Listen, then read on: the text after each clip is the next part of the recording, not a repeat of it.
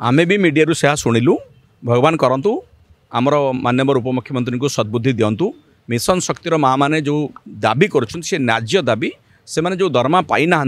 से दरमा दबार दायित्व बर्तमान सरकार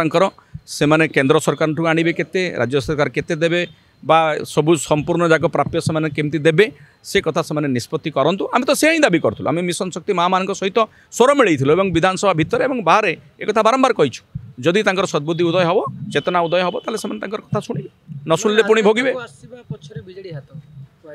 एक जो मैंने कहते से परोक्ष स्वीकार कर सब महिला मैंने आम सागर अच्छा जदि एक सागर मन में आसला जे आम बीजेडी 60,000 महिला को नहीं आसी पार्ची से कहीं ना बर्तमान से स्वीकार कर से कथा पचारतु ये दायित्वहीन मंतव्य देखिए से निजे निजर क्षति कर महिला मैंने सब को आम सरकार प्राथमिकता दे आसी महिला मैंने सब आम सरकार द्वारा उपकृत होती आज भी आम चाहूँ आम सरकार जो निष्पत्ति नहीं कार्यकारी करते।